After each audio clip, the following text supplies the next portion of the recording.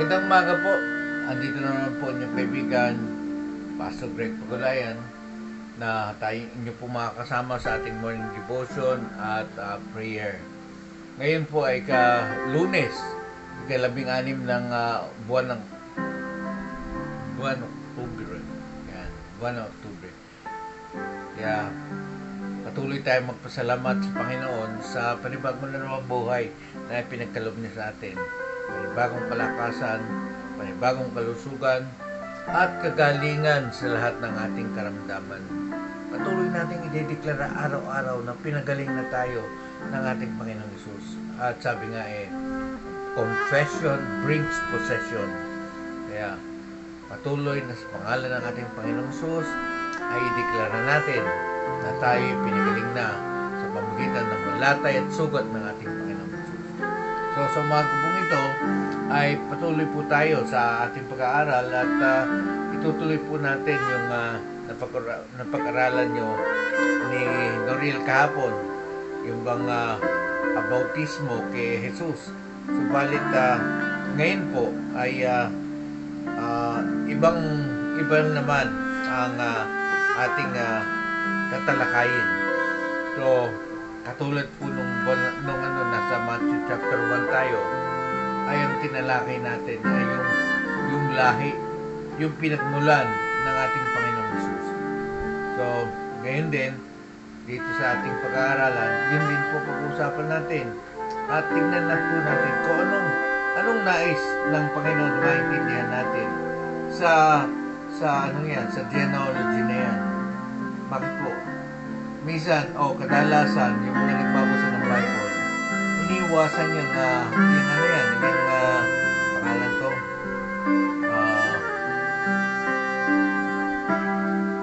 verses na yan, kasi napakahaba at puro pangalan. Pero sa patuloy ng pag-aaral natin ng salita ng Diyos, ay merong ipinapakita ang Panginoon, ang ating Ama sa bawat isa sa atin, para patuloy nating maunawaan ang pakay ng ating Ama sa buhay natin. So, bago po lahat, tayo muna ay lumapit at magpuri at magpasalamat sa kabutihan ng ating Panginoon, ng Diyos Ama natin sa langit. At ngayon, pangungunahan po tayo, sasamahan tayo ng mga awit ni Pastor Romel Guevara.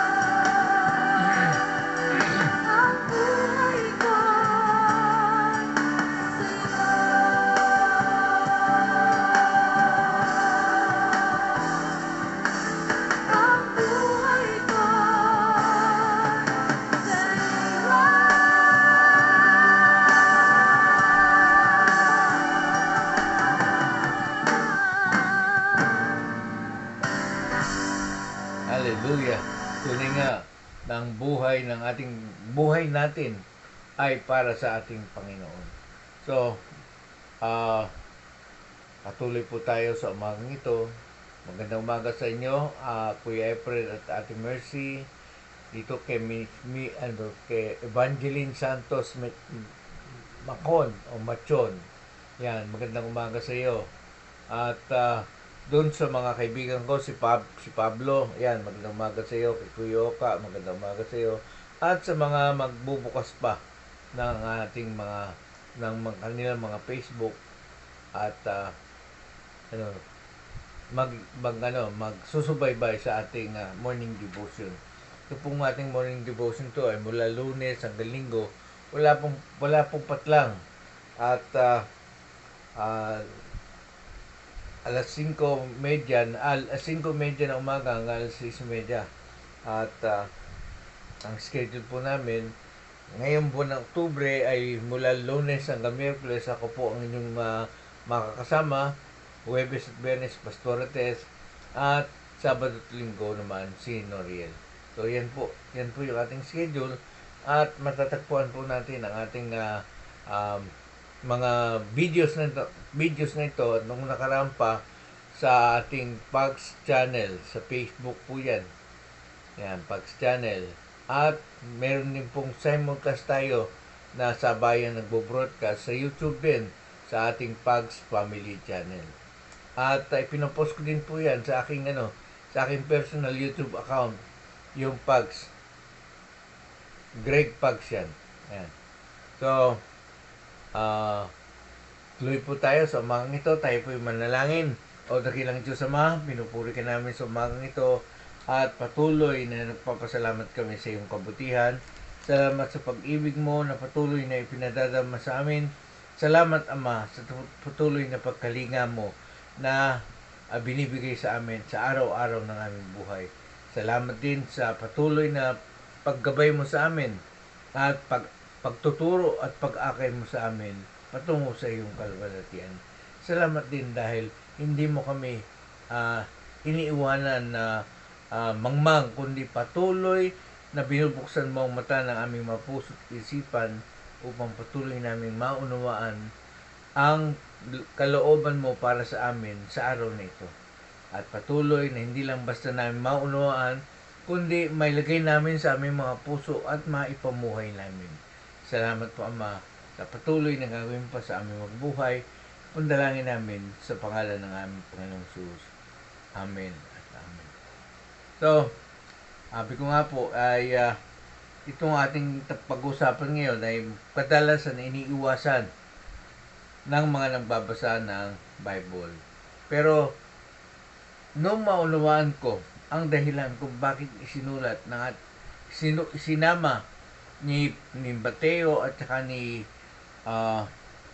Luke, ni Dr. Luke, ang genealogy ay patuloy na bigyan ng patunay. Yan, patunay kung sino ang ating Panginoong Hesus at saan siya nagmula. So, kung mayroon na po yung Bible, buksan po natin sa Luke chapter 23.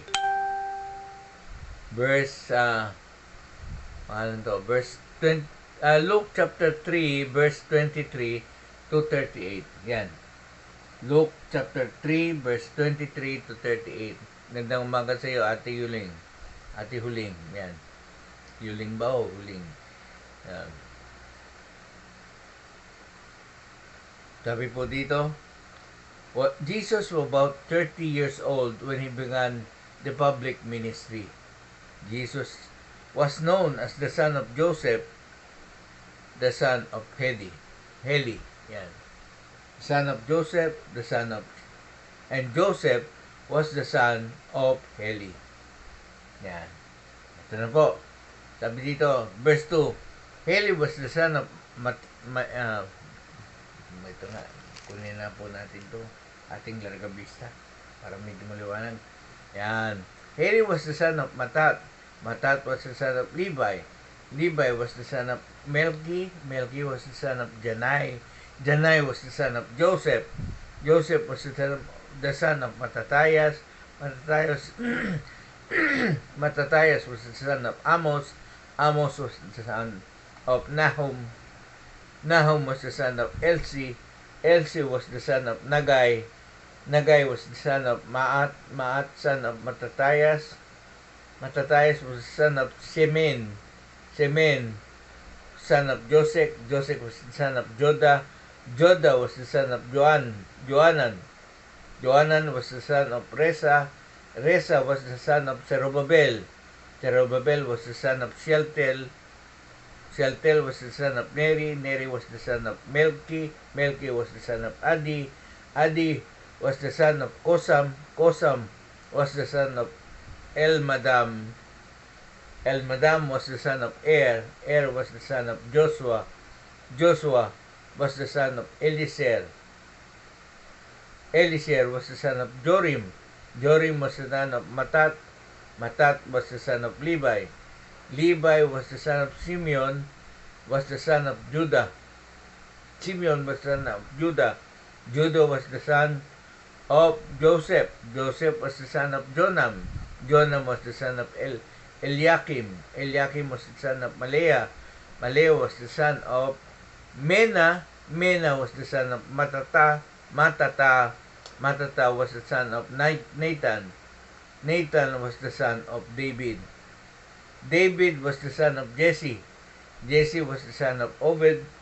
Obed was the son of Boaz. Boaz was the son of Salmon. Salmon was the son of Nashon. Nashon was the son of Aminadab. Aminadab was the son of Admin. Admin was the son of Arni. Arni was the son of Hezron. Hezron was the son of Perez. Perez was the son of Judah. Judah was the son of Jacob. Jacob was the son of Isaac. And Isaac was the son of Abraham. Abraham was the son of Terah. Terah was the son of Nahor. Nahor was the son of Serug. Serug was the son of Reo. Reo was the son of Peleg. Peleg was the son of Eber. Eber was the son of Shelah. Shelah was the son of Kainan. Kainan was the son of Arpasad. Arpasad was the son of Shem. Shem was the son of Noah. Noah was the son of Lamech. Lamech was the son of Methuselah. Methuselah was the son of Enoch. Enoch was the son of Jared. Jared was the son of Mahalalel. Mahalalel was the son of Kenan. Kenan was the son of Enos. Enos was the son of Seth. Seth was the son of Adam. Adam was the son of God. Kung titignan po natin, napakahaba. Pero iba po to. Itong family line na to ay kung titignan po natin nanggaling kay Adan. Nanggaling kay Adan. Na si Adan mismo, nung nilikha ng Diyos, ay tinawag niyang Son of God. Kung titignan po natin. Yan po yan po ang isang patunay na si Adan ay nilikha ayon sa wangis ng Diyos at tinawag niyang anak ng Diyos. Hindi capital S, kundi small s. Bakit? Nilikha siya. So, bakit kailangan isulat yung genealogy niyan? Kasi po, nung matapos kayo ni Noriel hanggang sa 22.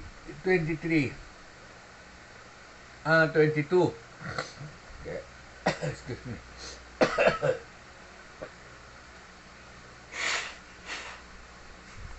Sa 22. Ngayon, pagdating natin sa 23, iba na ho ang sinulat. Yung pong genealogy. At sa 23a, dito po binanggit yung edad ng ating Panginoong Hesus nung siya ay magsumula. Tingnan niyo po, no? Yung edad na, sabi dito, now Jesus himself began his ministry about the age of 30. Age of 30. So, kung titignan po natin, si John, nung magsimula siya, sa ministry niya ay ang edad din niya ay 30. At kung babasahin po natin, patuloy nating aaralin ang salita ng Diyos, makikita po natin na yung edad 30 ay maituturing natin na full maturity sa kaisipan ng mga Hudyo. Yan. Full maturity. Ibig sabihin, nasa hustong edad, nasa tamang pag-iisip, nasa tamang disposisyon, at nasa tamang direksyon ng kanyang buhay. Bakit po? Bakit ko po nasabi yan? Sabi po ng Bible, train up a child in the way he should go, so that when he grows old, he will not depart from it. So, ibig sabihin na habang bata pa, kaya nga sinabi sa Bible nun sa Leviticus ata yun, o sa Exodus, na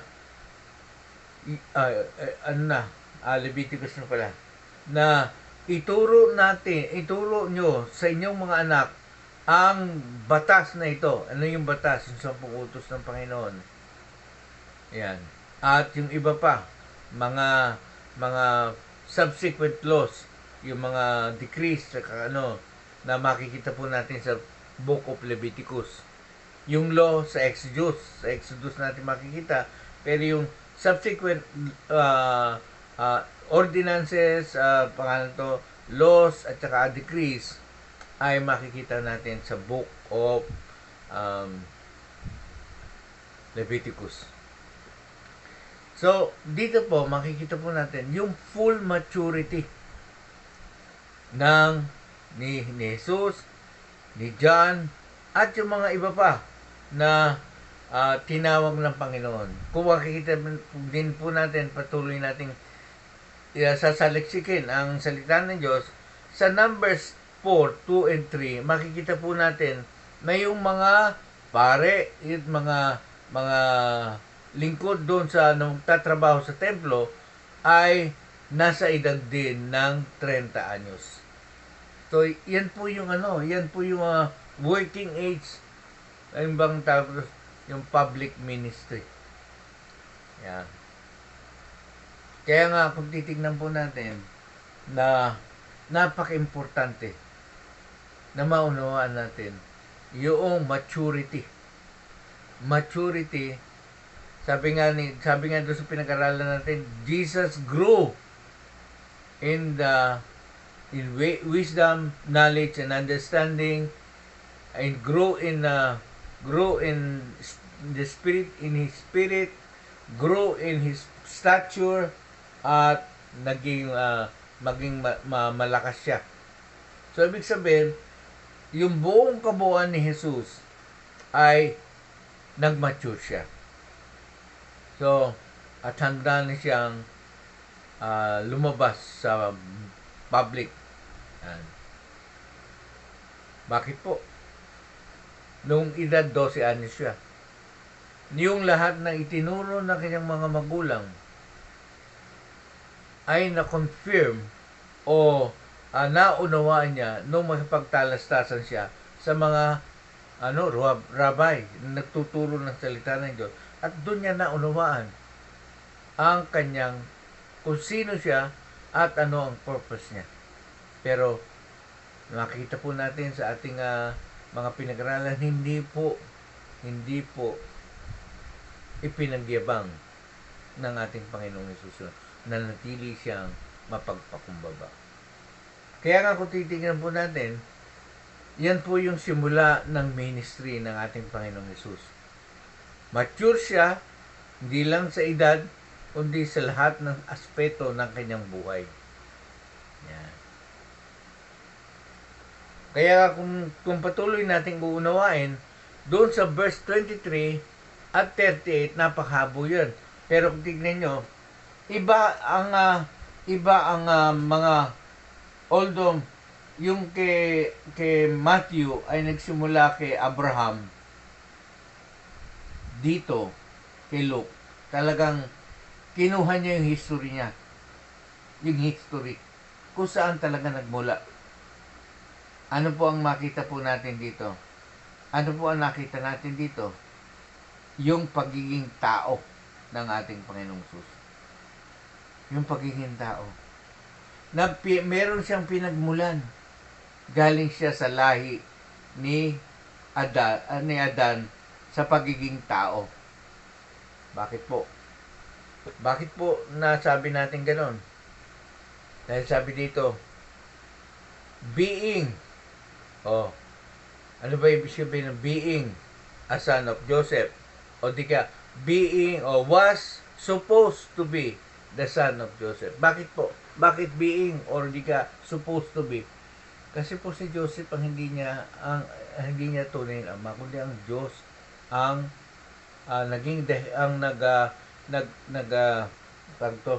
nag-impregnate kay Mary sa pamagitan ng banal na Espiritu. So, kaya nga sabi, virgin birth, hindi siya nasipingan ni Joseph. At kung titingnan po natin at babasahin natin itong history, yung kanyang pinagmulan, ay galing siya, si Joseph, sa lahi ni David. Bakit po? Kasi, ayon sa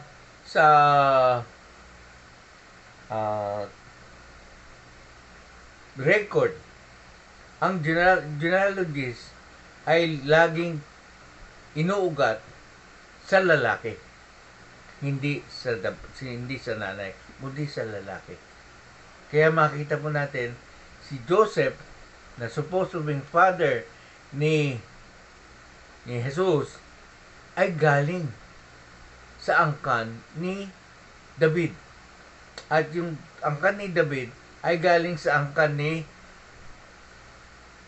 Obed-Edom. Obed-Edom galing sa angkan ni kung sino yun. Doon sa mga binasa natin kanina, hanggang sa galing sa angkan ni Jacob. Si Judah. Ayan, si Judah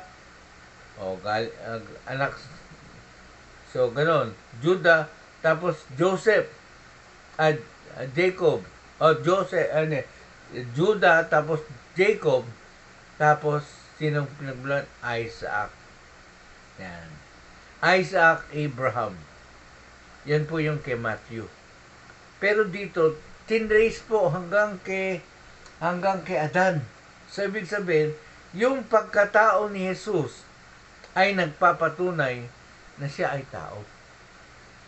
At the same time, nagpapatunay na siya rin ay Diyos. Bakit po? Si Mary ay nagkaroon ng virgin birth. Kaya nga ang problema, kung titingnan natin, ang isang magulo dito ay yung virgin birth. Kasi nga, naging tatay lang ni Jesus si Joseph dahil nakatakda ng ikasal si Mary kay Joseph. So, kailangan mayroong covering. Ano ibig sabihin ng covering? Yung padre de pamilya. Kaya kung titingnan natin, magkaiba yung account ni Luke at ni Matthew. Kay Matthew, nagsimula lang kay David. Papunta doon sa panahon ni Abraham. Pero dito po kay ay kay Luke ay binaybay niya yung legal lineage ni Jesus by adoption kay Joseph. Yan, yung legal lineage, legal lineage. Diyan po natin makita yung legal lineage. Bakit po? Yung adoption kay Joseph. Adoption kay Jesus dahil nung ipanganak si Jesus, naka-engage na to be married yung mga asawa. Betrothed na si Mary sa kanyang mapapangasawa. Ano bang ibig sabihin yan na dito, ibig sabihin ni Luke? Nung being the Son,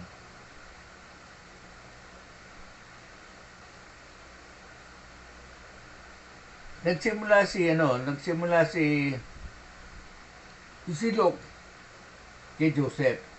Dahil si Joseph, ang proper form o yung pinagmulan, hindi kasama ang babae sa kanyang genealogy.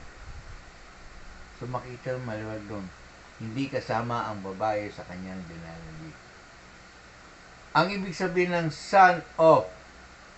the son of, ay binibigyan ni Luke ng history na yung pinagmulan ni Jesus na hindi unusual. Kundi, yan yung dapat na makita kung itetrace yung lahi ni Jesus. Maraming sumulat na tinrace yung lahi ni Jesus. Meron nga si Josephus, sa fathers po natin yan, sa simbahan yun. Church father, si Josephus. Gumawa siya ng autobiography ng ating Panginoong Jesus. Pero, siya rin po ang nag-trace. Kaya lang, hindi ko po nabasa itong ni Josephus. Pero narinig ko po yan. Kasi nung nag-aaral kami sa Bible School, ay meron po siyang mga sinulat na pinag-aralan namin. Yeah. At nagpapatunay na si Jesus ay nakasulat doon sa public register dahil ang pinaka-reference niyan ay si Haring David. Gawin, yun po ipinakikita ng Panginoon, ng ating Diyos, na totoong si Jesus ay tao, na ipinagkakaila mali pala, sorry. Totoong si Jesus na ay tao at Diyos. Bakit po? Sa pamagitan ng adoption. Dahil si Jesus ay pinaglihi sa kapangyarihan ng banal na Espiritu. At yun ang pinagtatalungan ngayon. Na si Jesus daw ay tao lamang, hindi siya Diyos. Although anak siya ng Diyos, pero hindi siya tao, hindi siya Diyos.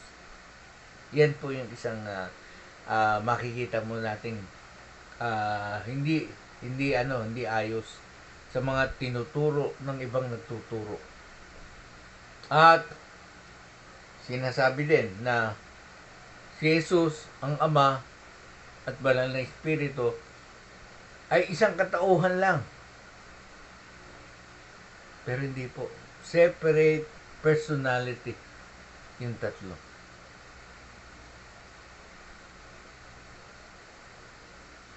Kaya nga binaybay ni Luke yung lahi ni Jesus mula kay Adan bilang patunay na galing siya. Yung kanyang pagkatao ay galing sa nilikhaan ng Diyos. Galing sa nilikhaan ng Diyos. Bakit po? Kanino ipinanganak si Jesus? Kay Mary. Di ba si Mary likha ng Diyos? Pero yung ginamit siyang sisidlan. Bakit po? Kasi nakita siyang kaaya-aya sa harapan ng Panginoon. Yung isang bata, 14 anyos, ay nakitang kaaya-aya sa harapan ng Panginoon. Kaya siya ay miniyayaan na maging sisidlan ng batang si Jesus. At dito po, ini-establish o binibigyan diin o pinatutunayan na si Jesus ay galing sa human race. He's a member of a human race. Jesus was a real person with real ancestor. Yan po yung pinakikita sa atin ng Panginoon dito. Kaya nga kung titingnan po natin, maraming katuruan na ah, na itinuturo na taliwas doon sa mga dapat na maintindihan ng tao. Yan. Kaya nga dito sa genealogy na to, isinulat yung pagiging adoption ni Jesus sa lineage ni Haring David. Bakit? Sabi, sinulat siya sa public register na siya ay isa sa mga descendant ni King David. Ano po ang ipinapakita ng Panginoon sa atin sa umagang ito? Yan po ang tanong. Hindi lang basta knowledge and understanding, kundi ang pinapakita niya ay yung kanyang puso. Yung puso niya na despite na ang tao ay naging makasalanan, pero ginamit pa rin niya ang tao para sa kanyang kaluwalhatian. Ginamit pa rin niya. Paano po yun? Dito sa mga tao na ito, wala naman po natin nakitang nakitang mga lalaki. Yung mga lalaking yan, wala po tayong nakitang straight na matuwid. Lahat sila may kapalpakan. Mula po kay Adan hanggang kay Joseph, may kapalpakan. Bakit? Kasi tao nagkasala.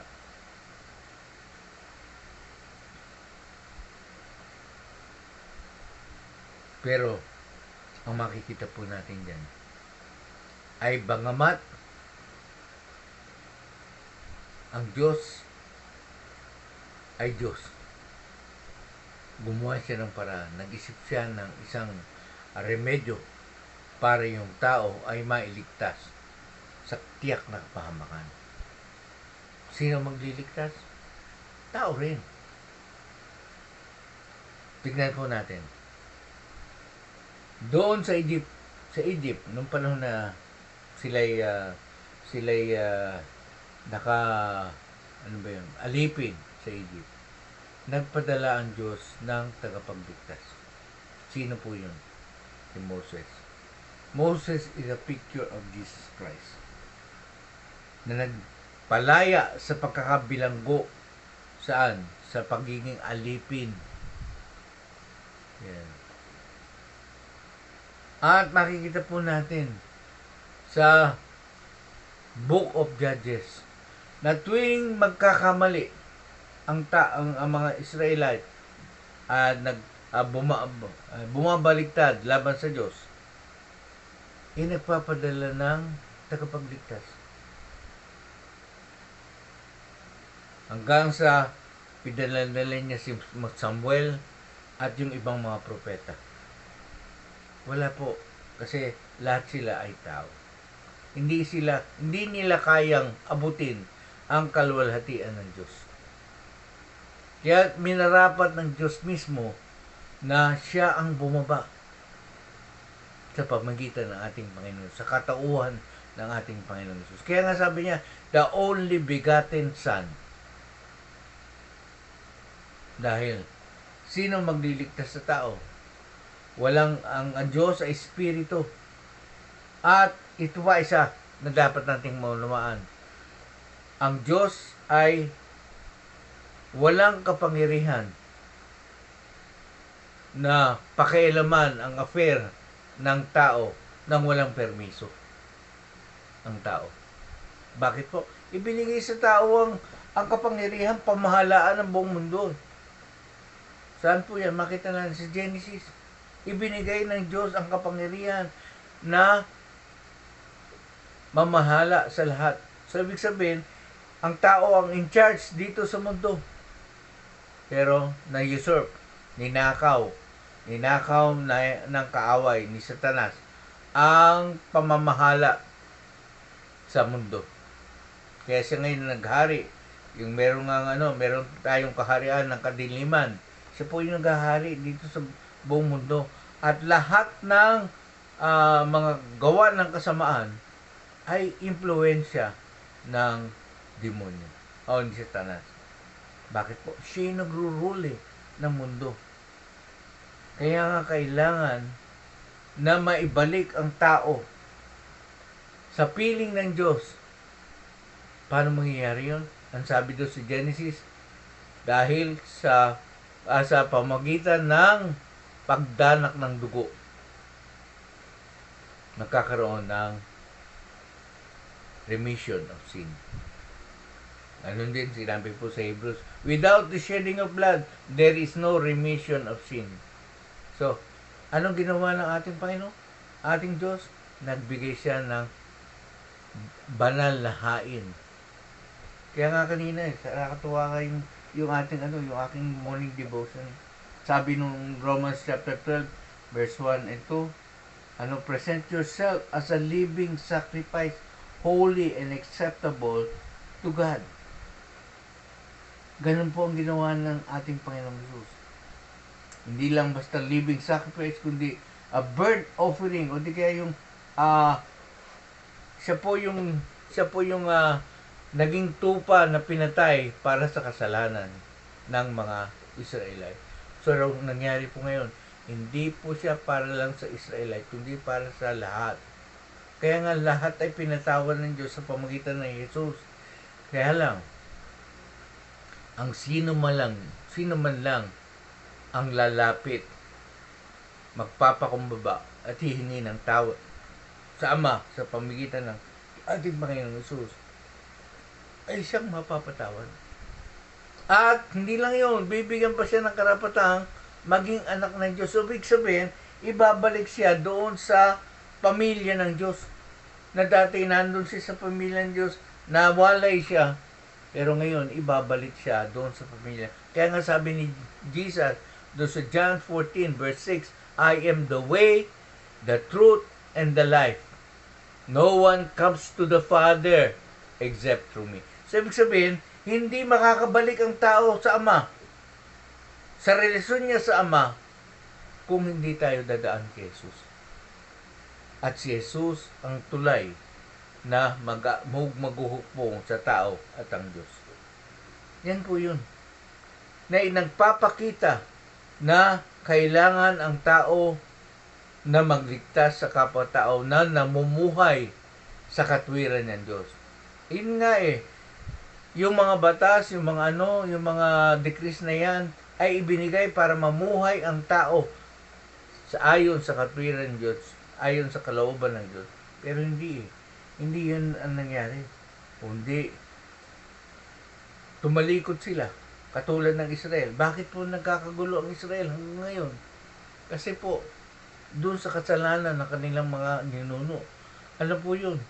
Noong sabihin nung mga Pariseo, nahiyaan mo na yung sumpa ng yan ay mapunta sa amin. So, ibig sabihin, yung curse ng dahil doon sa kasalanan nila sa pagpapatay kay Kristo, although yun ang kalooban ng Panginoon, pero meron silang binitawang salita na yung consequence na yan ay mapupunta sa lahi ng Israel. Kaya hanggat hindi nila nauunawaan yung totoong kaligtasan. Kasi ang hinahanap nila kaligtasan ng physical Hanggang ngayon, yun ang hinahanap nila. Bagamat mayroon na remnant, pero yung remnant na yun ay dapat lang palakasin at patatagin upang sila din mismo ay magsilbing liwanag doon sa kanilang hanay. So, yan po yung gusto ipakita ng Panginoon sa atin, na kailangan ng isang taong malinis na mag-aalay ng buhay bilang kabayaran sa lahat ng kasalanan ng buong mundo. Magandang umaga po sa inyo lahat. Tayo po'y manalangin. O dakilang Diyos Ama, pinupuri ka namin at niluluwalhati sa araw na ito. Salamat Ama Dahil hindi pala boring yung pagbabasa ng genealogies na yan. Dahil doon sa genealogies na yan, naunawaan namin ang puso ng Panginoon. Naunawaan namin na ang nais niya ay patunayan si Jesus ay isang totoong tao at si Jesus ay isang totoong Diyos. Totoong tao dahil nandun siya sa lineage ni Adan. Nagaling siya sa lahi ni Adan. Pero Diyos dahil siya ay pinanganak sa kapangyarihan ng banal na Espiritu. Siya ay pinagbuntis, pinaglihi, pinagbuntis, at ipinanganak sa kapangyarihan ng banal na Espiritu. So yan po yung ating patuloy na kay Ama, salamat po. Salamat sa patuloy na pagbubukas mo ng aming puso at isipan upang patuloy naming maunawaan ang tibok ng iyong puso. Na hindi namin basta pagwalang bahala ang ginawa mo, kundi may proseso kang ginawa. Meron kang prosesong inihanda para sa kaligtasan ng tao. Hindi lang basta ganun na nangyari, kundi mayroong pinagmulan, mayroong history upang patuloy na patunayan na totoo ang lahat ng nangyayari ngayon. Ay hindi katang-isip lang, kundi totoong nangyari ang mga bagay na yan.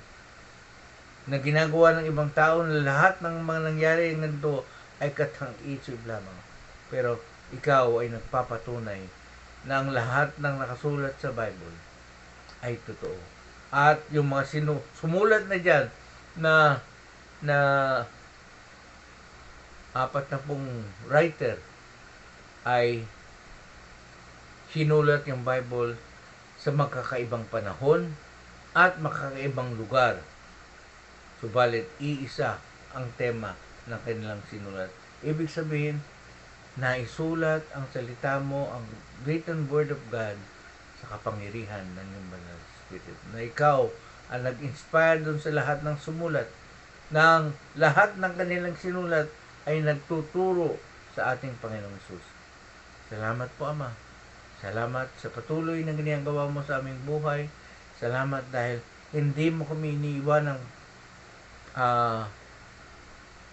mangmang, kundi patuloy na binubuksan mo ang mata ng aming puso upang patuloy naming maunawaan ang nais mo para sa amin. Salamat po, Ama, dahil patuloy na ikaw po ang gumagawa at kumikilos sa aming buhay dahil sa iyong pangako na sinabi mo sa iyong salita. Hahawakan mo kami sa kanang kamay at gagabayan mo kami patungo doon sa lokal sa plano mo sa aming mga buhay. Na mga pinupuri ka namin, niluluwalhati ka namin sa umagang ito. Ganon din sa umaga din ito, patuloy namin itinataas ang bansang Israel na ngayon pa rin ay nagpakagulo, na patuloy na dalangin namin ang kapayapaan ay maunawaan nila, na ang kapayapaan na nagmumula sa iyo ay hatid ng aming Panginoong Hesus. Kaya Ama, patuloy na ikaw pong bumatbilos. Salamat, Ama, sa patuloy na pagkalinga mo sa kanila, sa patuloy na pagpoprotekta mo, pag-iingat mo sila sa kanila, dahil meron kang binitawang salita na iingatan mo sila, poprotektahan mo sila, at ipagtatanggol mo sa lahat ng kanilang mga kaaway. Kaya Ama, salamat po. Salamat sa patuloy na gagawin mo sa kanilang buhay at patuloy na dalangin namin na magbukas ang kanilang mga puso at isipan na maunawaan nila ang dahilan kung bakit nila pinapatay ang aming Panginoong Hesus. Salamat po, Ama. At patuloy na pagsisihan nila dito. Talikuran nila. Sabi nga talikuran yung mga taong tinawag sa iyong pangalan ay talikuran nila ang lahat ng kanilang mga samang gawi. Kaya Ama, patuloy na itinataas namin sila rin. Ikaw pong matumilos at patuloy na gamitin mo ang mga taong tinawag mo at pinili mo upang patuloy na maihayag ang mensahe ng kaligtasan para sa bansang Israel. Dahil meron din silang papel sa mga huling araw. Salamat din po, Ama, sa patuloy na ginagawa mo sa buhay ng aming mga pinuno, dahil meron ka rin plano sa aming bansang Pilipinas. Salamat po, Ama, dahil ikaw po ang Diyos kumikilos sa buhay ng bawat itinilaga mong leader sa aming bansa, mula po sa aming presidente down to the barangay captain, the bawat barangay sa buong Pilipinas. 42,000 to at 42,000 plus barangay sa ating bansa. Kaya patuloy din namin tinataas ang lahat ng mga tatawagin mo at na manunungkulan sa bawat barangay sa buong Pilipinas. Ikaw po ang tumatawag ng tamang tao at sa tamang panahon upang patuloy na ang paghari mo, ang pamamahala mo ay maganap para sa aming bansa. Salamat po, Ama. Salamat, Ama, sa gagawin mo pa sa aming bansang Pilipinas. Ganon din, patuloy din namin tinataas sa iyo ang body price na patuloy na buksan mo ang mata ng aming mga puso at isipan, na patuloy naming maunawaan ang ginagawa mo para sa bansang Pilipinas. Madinig namin ang tinig mo, maramdaman namin ang tibok ng iyong puso, at patuloy na makita namin ang ginagawa mo upang patuloy na sama-sama kami bilang isang katawan na gumawa at sumunod at gumawa para sa iyong palulugyan. Salamat po, Ama, sa patuloy na gagawin pa sa katawan ng aming Panginoong Hesus. At ganun din, patuloy din, Ama, na palayain mo sa anumang kasinungalingan o deception ng kaaway upang patuloy na maunawaan namin ang nais mo para sa bansang Pilipinas. Ganon din, patuloy din namin tinataas yung 8 pillars of our society. Sila po namamahala ng bawat sektor ng aming lipunan. Yan. Kaya dalangin din namin na ikaw po ang kumilos at gumawa sa bawat leader o bawat namumuno sa 8 pillars of society, na magtalaga ka po ng mga tamang tao upang ang kalooban mo rin ang patuloy na maganap, at pagpatuloy na ang buong Pilipinas ay magkaroon ng totoong pagkatakot sa iyo, para matuto silang lumakad sa iyong katwiran. Ganon din, salamat din dahil ikaw po ang mag-aayos ng aming bansa. Sinabi mo sa iyong salita na pag lumapit ang mga taong tinawag mo sa iyong pangalan at magpakumbaba at tumalikod sa mga samang gabi, ikaw mismo ang magpapagaling. So, ibig sabihin, ikaw mismo ang mag-aayos ng lahat sa aming buhay. Pati ang aming ekonomiya, pati ang aming relasyon sa kapwa, sa isa't isa. At ganoon din, pati ang aming industriya magiging maayos, ang agriculture magiging maayos, at magkakaroon ng kasaganaan. Ganoon din po, Panginoon, salamat din dahil patuloy na tuturuan mo at dadalhin mo ang iyong mga anak doon sa lugar na kung saan kailangan ng iyong salita. Pagpalain mo po ang bansang Pilipinas sa lahat ng sitwasyon, at ganoon din, patuloy din namin tinataas sa iyo ang bawat isa na kasama namin sa amang lugar. Merong nangangailangan ng kagalingan sa oras na to. Lord, we just continue to declare healing by the stripes and wound of our Lord Jesus Christ. Bakit? Pinangako mo na po yan. Ang gagawin lang namin ay angkinin ang pangako mo. Sa ganun, sa mga taong nangangailangan ng pinansyal, sinabi mo, you are the God na nagpo-provide. Kaya patuloy na abutin mo ang lahat ng pangangailangan. Ganun din sa mga nagugulimahan o nangangailangan ng comfort, kagalakan, at peace of mind. Lord, you are the God of comfort. Kaya Ama, kaya mong bigyan ng kapanatagan ang bawat nagugulmihan.